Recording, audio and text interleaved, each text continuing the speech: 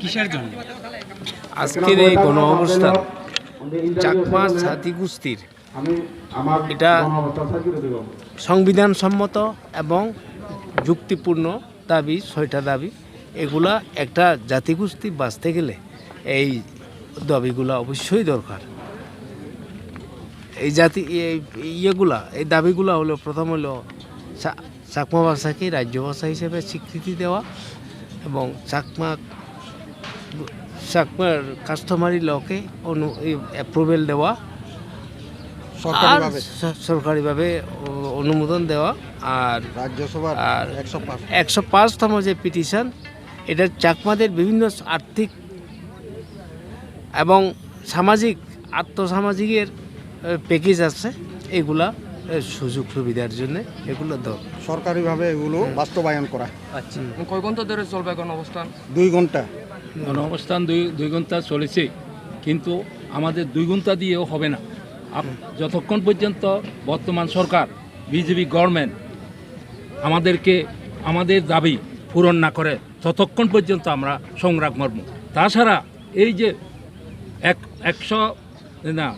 105তম যে charter of demand কেন্দ্র থেকে, তখন সরকার ছিল বিজেপি গভর্নমেন্টের 45 জন এমপি এসে এখানে, সুষমা স্বরাজ সহ, শত্রুঘ্ন সিনহা সহ এসে এখানে north eastern belt, Arunachal, Assam, Mizoram, এই ত্রিপুরা এসে তারা আমাদের সাথে দেখা করে।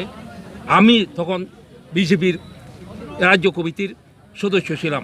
তখন আমি বলেছি, চাকমারা আমাদেরকে যে যদি না দেওয়া না হয়, এই আন্দোলন আমরা বিন্দুর থেকে সমুদ্র করে দেব। আন্দোলন যদি আমরা ঠিকমতো আমাদের দাবি দেওয়া যদি না পাই, কেননা আমাদের কি নাই, আমাদের সমস্ত কিছু আছে, আমাদের ভাষা আছে, আমাদের সংস্কৃতি আছে, আমাদের জাত আছে, জাতীয় অস্তিত্ব আছে, আমাদের সেলফ সাফিসিয়েন্ট আমরা ইন্ডিয়ান কমিউনিটি, ট্রাইবেল হলেও আমাদের সমস্ত অস্তিত্ব, আমাদের সমস্ত যতগুলো একটা জাতির প্রয়োজন সবগুলো আমাদের আছে। We have all types of cultural and social, national, all types of, we can fulfill our as a nation. But we are deprived in all respect. Actually, if we are requesting you, media, you kindly please publish it to the whole India media. Then we can, and you, if you support us as a media, then we can achieve. Like us, you see, this present government also, by media they come power. You know, by media they come power. So এই 6 দফা দাবি যদি পূরণ না হয়, তাহলে ভবিষ্যতে কি আপনারা আবারও গণ অবস্থান করবেন? গণ অবস্থান নয়, আমরা স্টেপ বাই স্টেপ গণতন্ত্রের মাধ্যমে আমরা আন্দোলন চালিয়ে যাব। গণতান্ত্রিক পদ্ধতিতে আমরা আন্দোলন চালিয়ে যাব। আরেকটা দেখেন, শুনেন, এইদিকে শুনেন, আরেকটা জিনিস, আমাদের এই যে ন্যাশনাল হাইওয়ে হইতেছে, শুনেন, এদিকে ন্যাশনাল হাইওয়ে যে হইতেছে, এই যে হইতেছে, এইগুলো যাতে প্রপার ইমপ্লিমেন্টেশন হয়, এইটা আপনারা তুলে ধরবেন। এখানে প্রপার ইমপ্লিমেন্টেশন হইতেছে না। বাস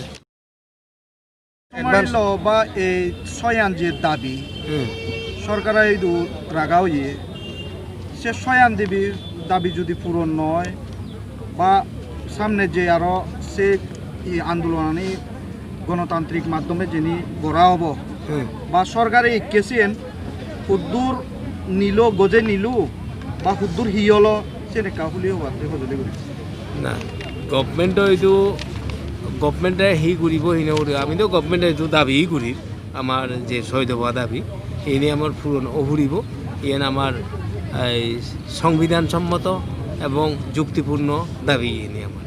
এনে নহ'লে আমি পৰৱৰ্তী সময় হি কৰিব চিনি হ'লে আমি ষ্টেপ বাই ষ্টেপ গণতান্ত্রিক উপায়ে আমি আন্দোলন চালিয়ে যাব দিয়াই এই অনুদান আফটার অল যতক্ষণ পর্যন্ত কমপ্লিট নহ'ব আমাৰ দাবী পূরণ নহ'ব তবে কাস্টমারি লব চালিব কাস্টমারি আমাদের এই 6টে দাবি, হ্যাঁ, আমাদের 6টে দাবি আমরা মনে করি এইগুলো আমাদের চাকমা সমাজের ন্যায় এবং যুক্তিসঙ্গত এবং এটা ফান্ডামেন্টাল রাইট ইন্ডিয়ান সংবিধানে, এগুলো আমাদের দেওয়া দরকার আমরা মনে করি।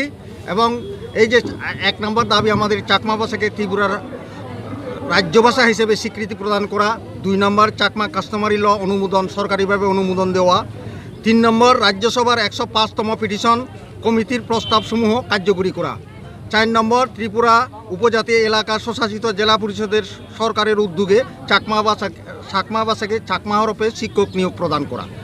এইগুলো আমাদের দাবি। আরেকটা আছে চাকমা সোশিও কালচারাল একাডেমি স্থাপন করা। বর্তমানে যে কাঞ্চনপুরে অন্তর্গত লালজুড়িতে যে জাতিগত সংঘর্ষে নিহত হয়েছে ফিন্দুলাল চাকমা, তাদের খুনিদের গ্রেপ্তার করা এবং যে শহীদ হয়েছে তার পরিবারে ক্ষতিপূরণ হিসাবে দেওয়া, সরকারি অনুমোদন দেওয়া। অ্যাকচুয়ালি চাকমা সোশিও কালচার ব্যাপারে দিল্লি থেকে যে হাই লেভেল টিম আইছিল এই টিম কিন্তু অলরেডি অনুমোদনের মতনই করে গেছে, কিন্তু স্টেট গভর্নমেন্ট এখন এটা তাল বাহানা চালাচ্ছে যে না দেওয়ারও একটা তাল বাহানা চলছে এই স্টেট সোশিও কালচারাল একাডেমি। আর ভাষা ব্যাপারে তো ইচ্ছে করলে দিবে দেয়। আরে আমাদের চাকমা ভাষা ইন্টারন্যাশনাল ইউনিসেফ কো যাকে বলে এটা স্বীকৃতি আন্তর্জাতিকভাবেও হচ্ছে এটা স্বীকৃতি, কিন্তু ত্রিপুরা সরকার মানে ইচ্ছে করলে দিতে পারে। অসংখ্য ধন্যবাদ।